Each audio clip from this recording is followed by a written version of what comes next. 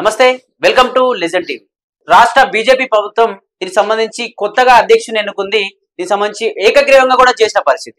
ఇంతకుముందు కిషన్ రెడ్డి దీనికి సంబంధించి అధ్యక్షునిగా ఉంటే, అంతకుముందు బండి సంజయ్ గారు అధ్యక్షులుగా ఉన్నారు. ఇప్పుడు రీసెంట్ గా రామచంద్రరావును అధ్యక్షుడిగా ప్రకటించింది. ఎటువంటి నామినేషన్ లేకుండా కూడా డైరెక్ట్ గా ఏకగ్రీవం చేసిన పరిస్థితి. అసలు ఎందుకు రామచంద్రరావునే ఎందుకు ఏకగ్రీవం చేయాల్సిన పరిస్థితి ఎందుకు వచ్చింది? నిజంగా కార్యకర్తలు కావచ్చు, బీజేపీలో ఉన్న రాష్ట్ర నాయకులంతా కావాలని ఎన్నుకున్నారా, లేకపోతే కేంద్ర ప్రభుత్వం ప్రకటించింది అతని పేరునని చెప్పేసి మాత్రమే చేశారా అని చెప్పేసి ఒక పెద్ద ఎత్తున కూడా బీజేపీ పార్టీలో అల్లజడులు అనేది లేపుతా ఉన్నాయి. దీనికి సంబంధించి రామచంద్రరావు ఏవైతే ఉన్నారో, ఇతను ఒకప్పుడు ఏబీవీపీ సంబంధించినటువంటి సభ్యుని నుంచి, ఏబీవీపీలో ఒక సభ్యుని నుంచి ఏబీవీపీ రాష్ట్ర నాయకులుగా, తర్వాత బీజేవైఎం నాయకులుగా ఎదిగి, తర్వాత బీజేపీకి వచ్చి తర్వాత ఎమ్మెల్సీ అయి, ఆ విధంగా టీడీపీ నుంచి ఇప్పటిదాకా కూడా పెద్ద ఎత్తున ఒక మంచి కార్యకర్తగా పనిచేశాడు. బీజేపీకి ఇట్లాంటి కార్యకర్తలు కంపల్సరీ అవసరం. ఇక్కడ ఎవరు వ్యక్తులను చూడరు, వ్యక్తుల లక్షణాలను కావచ్చు, అలాగే వ్యక్తుల ఈ రాజకీయంగా నిజంగా పార్టీని నిలబెట్టగలుగుతారా లేదా అని మాత్రమే ఈ కేంద్ర పార్టీ చూస్తుంది తప్ప ఎవరి ప్రోద్బలంతోనో, లేకపోతే ఇది చంద్రబాబు చెప్పాడని చెప్పేసి ఇట్లాంటివి చేయమని చెప్పేసి బండి సంజయ్ కూడా చెప్తా ఉన్నారు. నిజంగా కొందరు ఏం మాట్లాడుతూ ఉన్నారంటే, రామచంద్రరావు ఎవరైతే ఉన్నారో ఇతను చంద్రబాబుకు దగ్గరగా ఉంటాడు కాబట్టి, చంద్రబాబుకి రైట్ హ్యాండ్ గా ఉండేవాడు కాబట్టి అతన్ని చొరవతోనే, ఎందుకంటే ఇప్పుడు ఏదైతే ఆంధ్రాలో కూటమితో ఏర్పడినటువంటి అటు బీజేపీ, ఇటు దీనికి సంబంధించి జనసేన కావచ్చు, అలాగే దీనికి సంబంధించి టీడీపీ కావచ్చు, ఈ టీడీపీ సంబంధించినటువంటి ఒక మెయిన్ పిల్లర్ గా ఇప్పుడు టీడీపీ జనసేన ఉన్నాయి కాబట్టి, కావాలనే చంద్రబాబు చెప్పినట్టుగానే కేంద్ర బీజేపీ నడుచుకొని చంద్రబాబుకు దగ్గరగా ఉంటాడు కాబట్టి అతనికి అధ్యక్ష పదవి ఇచ్చారు, అధ్యక్ష పగ్గాలు ఇచ్చారు. నెక్స్ట్ కూడా అతని చేతిలోనే మళ్ళీ రాష్ట్రంలో బీజేపీ అధికారంలోకి రాబోతుంది అని చెప్పేసి కూడా కొన్ని వార్తలు వస్తూ ఉంటే, వాటిని బండి సంజయ్ తిప్పికొట్టే ప్రయత్నం చేశాడు. లేదు, అలా ఏం లేదు, ఒకరు చెప్తేనో ఒకరు ఇస్తేనో వచ్చేది కాదు, నిజంగా పార్టీలో కష్టపడ్డ వారికి ఖచ్చితంగా పార్టీ గుర్తిస్తుంది అని చెప్పేసి బండి సంజయ్ కావచ్చు, కిషన్ రెడ్డి కావచ్చు, పార్టీలో ఉన్న కార్యకర్తలంతా కూడా మాట్లాడుతూ ఉన్న పరిస్థితి. దీనికి సంబంధించి ఇటు ధర్మపురి అరవింద్ కావచ్చు, ఈటెల రాజేందర్ కూడా దీనికి సంబంధించి అటు రాజాసింగ్ తో పాటు ఈటెల రాజేందర్, ధర్మపురి అరవింద్ కూడా వరుసలో ఉన్నారు, అధ్యక్షుల రేస్ లో ఉన్నారు. కానీ వీళ్ళకు రాకుండా ఎందుకు రామచంద్రరావుకి రావాల్సి వచ్చింది అంటే, రాజాసింగ్ విషయానికి వస్తే, రాజాసింగ్ పార్టీలో ఒక వర్గానికి మాత్రమే పరిమితంగా పనిచేస్తా ఉన్నాడు కాబట్టి, అంటే ఒక హిందూ వర్గానికి మాత్రమే పనిచేస్తా ఉన్నాడు. కానీ అంటే బీజేపీకి కావాల్సింది ఓన్లీ హిందువులే కాదు కాబట్టి, ఇటు ముస్లింల ఓట్స్ అవసరమే, ప్లస్ దీనికి సంబంధించినటువంటి ఏదైతే క్రిస్టియన్స్ ఉన్నారో వాళ్ళ ఓటు కూడా అవసరం ఉంటే వాళ్ళందరితో కలిసి నడవాలి కాబట్టి, ఓన్లీ హిందూ వర్గానికే మేలు చేసే విధంగా అతను మాట్లాడడం కావచ్చు, అతని చేతులు కావచ్చు, అతని రాజకీయ విధానం ఉంది కాబట్టి, కావాలనే ఆ వన్ సైడ్ ఉండకూడదు కాబట్టి, కార్యకర్తలందరికీ కావచ్చు, ప్రజలందరికీ సమానత్వంతో మెదలాలి ప్రజల దగ్గర కాబట్టి అతనికి అందుకే ఇవ్వలేకపోయారని చెప్పేసి ఈ విధంగా రాజాసింగ్ విషయంలో ఆలోచిస్తే, రెండో విధంగా ఈటలకు సంబంధించి విషయాన్ని ఆలోచిస్తే, ఈటల ఆల్రెడీ మల్కాజ్గిరి ఎంపీగా ఉన్నాడు కాబట్టి, ఒకే వ్యక్తి ఒకే పదవి అని చెప్పేసి నినాదంతో అనే నియమావళితో ఈ పార్టీ నడుస్తుంది కాబట్టి, అందుకంటే మల్కాజ్గిరి ఎంపీగా ఉన్నాడు. మళ్ళీ అదే విధంగా రీసెంట్ గా బీజేపీ పార్టీలోకి వచ్చాడు. ఇంతకుముందు బీఆర్ఎస్ లో ఉండి, అంతకుముందు టీడీపీలో ఉండే, ఎక్కువ కాలం బీఆర్ఎస్ లో ఉండి తర్వాత బీజేపీలోకి వచ్చాడు కాబట్టి, అతను ఎక్కువ బీజేపీలో కష్టపడ్డ వ్యక్తి కాదు కాబట్టి, అతనికి ఇస్తే రాష్ట్రంలో ఉన్నటువంటి కార్యకర్తలు ఎవరైతే ఉన్నారో వాళ్ళంతా బీజేపీ పార్టీ పైన వ్యతిరేకించే ఛాన్స్ ఉంటుంది, క్యాడర్ మొత్తం దెబ్బతినే ఛాన్స్ ఉంటుంది కాబట్టి కావాలని ఈటెల రాజేందర్కి ఇవ్వలేరు.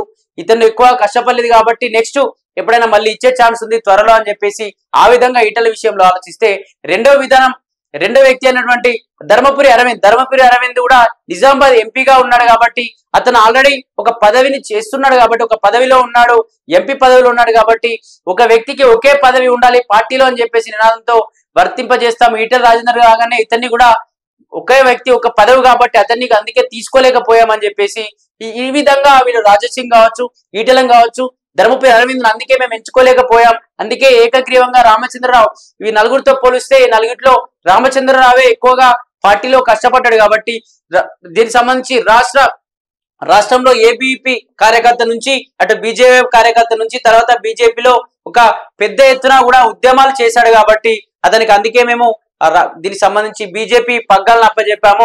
ఈ బీజేపీ పగ్గాలను అప్పచెప్పిన తర్వాత ఖచ్చితంగా నెక్స్ట్ దీనికి సంబంధించి రాష్ట్రంలో బీజేపీ ప్రభుత్వం అధికారంకి వచ్చే విధంగా అతని సరళీకరణ కావచ్చు, అతనికి సంబంధించిన సమీకరణలు చేస్తాడు కాబట్టి కావాలనే మేము అతనికి ఇవ్వాల్సి వచ్చిందని చెప్పేసి ఇటు బీజేపీ ప్రభుత్వం చెప్తా ఉంది. కానీ కొందరు ఏ విధంగా ప్రశ్నిస్తా ఉన్నారంటే, ఇటు కేసీఆర్ చెప్తేనే రామచంద్రరావుకి వచ్చింది, కేసీఆర్ అడుగుజాడల్లో ఉంటారు రామచంద్రరావు అని చెప్పేసి కొందరు మాట్లాడుతూ ఉన్నారు. మరొక రకంగా చంద్రబాబు వల్లే వచ్చింది, చంద్రబాబుకు రైట్ హ్యాండ్ గా ఉంటాడు రామచంద్రరావు కాబట్టి అందువల్లే వచ్చింది అని చెప్పేసి కూడా ఇలా రకరకాలుగా మాట్లాడుతూ ఉన్నారు. మళ్ళీ అదే విధంగా రామచంద్రరావు అసలు ఎప్పుడు కూడా పార్టీలో బలంగా తన వాయిస్ వినిపించినట్టు అనిపించలేదు. రఘునందన్ రావు కంటే గొప్ప వ్యక్తి అని చెప్పేసి మరికొందరు, అలాగే ధర్మపురి అరవింద్ కంటే, లేకపోతే నిజంగా బీజేపీ పార్టీ ఎక్కువ బీసీలకు న్యాయం చేస్తా అని చెప్పింది, బీసీలకు ముఖ్యమంత్రి పదవి ఇస్తా అని చెప్పిన బీజేపీ పార్టీ మరి ఎందుకు ఇంతమంది బీసీలో ఉన్నారు కదా, మరి బీసీలో మంచి కార్యకర్త ఎందుకు లేకుండా పోయాడు బీజేపీలో? మరి ఈటలకి ఇస్తే ఈటల మొన్ననే రావచ్చు, కానీ బీసీలకు ఇవ్వాలంటే బీసీలో కరెక్ట్ గా చూడాలంటే ఎక్కువగా వాయిస్ ఉన్న వ్యక్తి కావచ్చు, ఎక్కువ క్యాడర్ ఉన్న వ్యక్తి కావచ్చు, ఈటల ఉంటాడు కాబట్టి మరి ఈటలకి ఇచ్చే ప్రయత్నం ఎందుకు చేయలేదు? ఓన్లీ పార్టీ పగ్గాలే, పార్టీ అధ్యక్ష పదవే బీసీలకు ఇవ్వనప్పుడు బీసీని ముఖ్యమంత్రి చేస్తుంది బీజేపీ అధికారంలోకి వస్తే అని మేము ఎలా నమ్మాలి అని చెప్పేసి బీజేపీలో ఉన్నటువంటి బీసీ కార్యకర్తలు కావచ్చు, ఇతర పార్టీల కార్యకర్తలు కూడా మాట్లాడుతూ ఉన్నారు. మరికొందరు ఇటు బీఆర్ఎస్ బీజేపీ కలిసే నాటకాలు ఆడుతా ఉంది.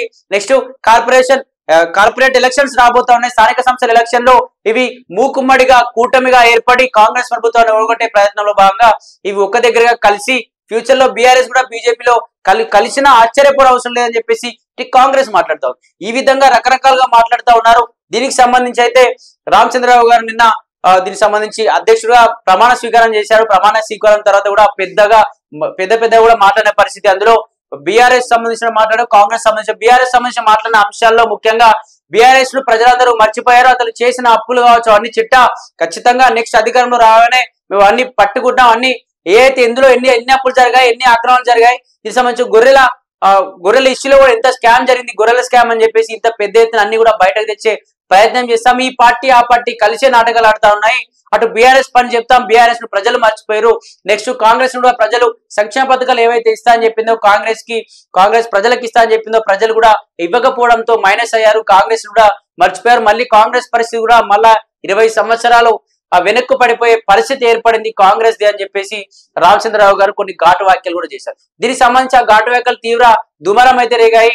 ఇటు కాంగ్రెస్ కావచ్చు, కాంగ్రెస్ లో ఉన్నటువంటి రాష్ట్ర నాయకుల నుంచి కార్యకర్తల వరకు, బీఆర్ఎస్ ఉన్నటువంటి రాష్ట్ర నాయకుల నుంచి కార్యకర్తల వరకు కూడా పెద్ద ఎత్తున ప్రశ్నిస్తాను. నువ్వు ఎన్నడూ బీజేపీలో వచ్చి మాట్లాడింది, ఈ రోజు అధ్యక్ష పదవి తీసుకున్న తర్వాత ఇప్పుడు పెద్దగా మాట్లాడుతా ఉన్నావు, మరి అప్పుడు ఇన్ని రోజులు ఎందుకు నోరు లేవలేదు అని చెప్పేసి కూడా ప్రశ్నిస్తా ఉన్నావు. నిజంగా ఏదైతే రామచంద్రరావు తీసుకొచ్చిన తర్వాత బీజేపీలో రకరకాల పరిణామాలు ఏర్పడతా ఉన్నాయి. ఇటు రాజాసింగ్ రాజీనామా చేయడం, ఇటన్ని పెద్దగా ఎందుకు కావాలని ఈటెల కూడా ఇంతకుముందు మాట్లాడినంత కూడా అగ్రెసివ్ గా మొన్న స్పీచ్ లో కూడా మాట్లాడినట్టు అనిపించలే. అసలు ఏం జరుగుతుంది బీజేపీలో రాజాసింగ్ కూడా ఎప్పటి నుంచో పనిచేస్తా ఉన్నాం. మరి రాజాసింగ్ కు ఎందుకని ఒప్పుకోలేకపోయింది? రాజాసింగ్ నామినేషన్ ఇవ్వడానికి వస్తే కనీసం లోపలి కూడా ఆహ్వానించలే అని చెప్పేసి కూడా చెప్తా ఉన్నారు. మరి ఎందుకు ఆహ్వానించలే, ఎందుకు డైరెక్ట్ రామచంద్రరావునే పెట్టవలసి వచ్చింది? మరి నిజంగా వచ్చే ఎన్నికల్లో బీజేపీ ఏమైనా ప్రభావితం చూపించబోతుందా? ఇటు క్యాడర్ ఏమైనా పెంచబోతుందా? ఎందుకంటే కొన్ని గ్రామాల్లో బీజేపీకి సంబంధించిన జెండాలు కూడా ఎగరవు. కొన్ని గ్రామాల్లో అసలు బీజేపీ ఉండదు, బీజేపీ కార్యకర్తలు కూడా కనిపించరు. మరి ఆ స్థాయిలోకి వచ్చింది బీజేపీ.